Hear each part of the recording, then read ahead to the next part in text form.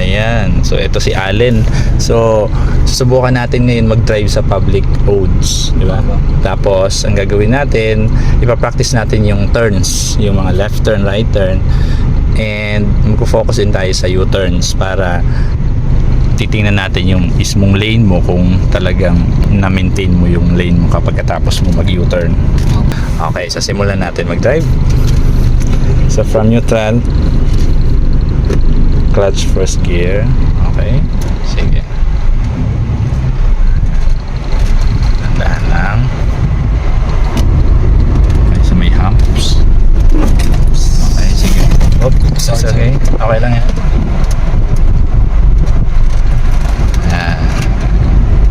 Tapos turn right. Sige. Okay, so yan, basta wag mo kalimutan mag-signal. So mamaya magta-turn left tayo, mag-signal ka. Okay, pwede ka na mag-signal ngayon, turn left. Tapos maintain mo lang muna siya dito sa gitna. Wag ka muna kakaliwa siya. Sige. Okay lang yan. Okay, turn right, signal. Tapos freno ka muna dito, stop mo. Okay, sige, diretso. First gear ka, no? Sige, okay lang. Okay lang. Okay, so dito ka muna sa right kasi kumukuha ka pa ng speed. Okay? Kapag mabagal ka pa, tandaan mo, kapag mabagal ka, dapat stay to the rightmost ka, o ang tawag natin outer lane. Tandaan ka lang kasi ito, papasok ulit yan. Okay. Tapos tingin ka dito sa left side. Kapag medyo may space na dyan, mag left turn ka, left turn signal. Yan, tapos tingin ka. Meron lang yan. Oo, ganun talaga yan. Sige, kaliwa ka na. Okay, tapos diretsuhin mo na yan. Balik ka, balik. Yan. Tapos mag-linag off, o sige, off mo na lang.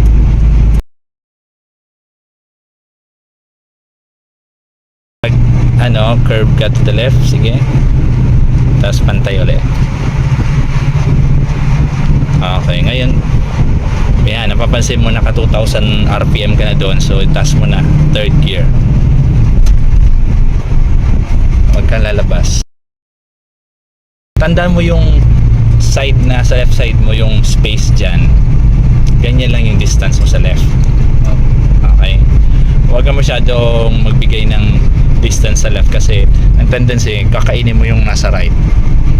Okay, so ganyan tandaan mo. Tapos i-steady mo lang yung manibela mo na huwag gagalaw. Okay, tapos reduce speed, tapos accelerate ulit. Okay. Pag nag-reduce tayo, pwede ka mag-brake ng slowly, o brake ka ng slowly. Mga curve, huwag kang mag-accelerate, ha. Ayan, ang bilis, lumalabas ka sa kanan.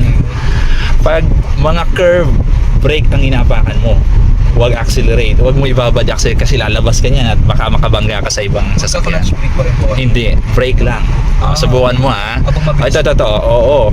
Yan, yan. Tapos accelerate ulit, accelerate. Ayan. Okay?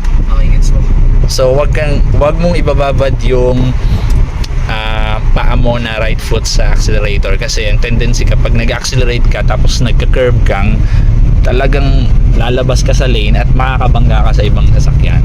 Okay, sige, accelerate. Wala ka ng speed, up, preno ka lang ng dahan-dahan. Ayan, pinapadaan mo dapat yung emergency. Yan yung emergency vehicle ang tawag natin, di ba? Okay, pasok ka dito. Okay, sige, okay, good. Tapos, since nasa inner ka, labas mo dun, inner dun. Pasok ka muna. Tapos, signal ka, right turn, signal. Okay, sige, pasok. Dun ka pumasok. Sige. Okay, yan. Kasi may mga sasakyan sa right na nag-exit din sa circumferential road. So, bibigyan mo sila ng space. No?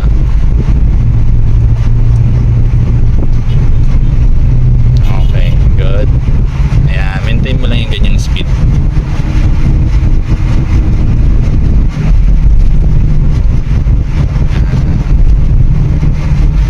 Okay, ayos yan.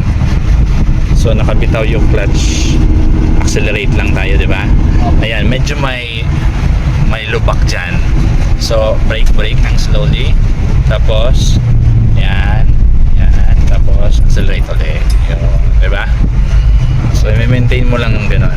To-change ka lang ng from accelerate to brake. Okay? Then brake to accelerate. Okay? So, pasok ka dito. Kasi alanganin yung maliit na yan na kalsada. Ayan, gitnain mo lang dyan. Maintain mo lang yan. Pwede ka mag-third. Shift. Change mo to third gear to. Clutch, third. Okay. Sige, accelerate. Go. Sige, diretsoy mo. Huwag kang matakot. Sige. Dito ka. Yan. Yan. Wala kang clutch dyan ha, para hindi nabababad yung clutch pad mo. Okay. Okay, sige. Ayan, kaya mo na yan. Dito ka lang sa side na to, sa gitna. Ayan. Kasi yung mga fast moving vehicle naman yung nasa left side. So dito ka lang sa medyo right, 'di ba?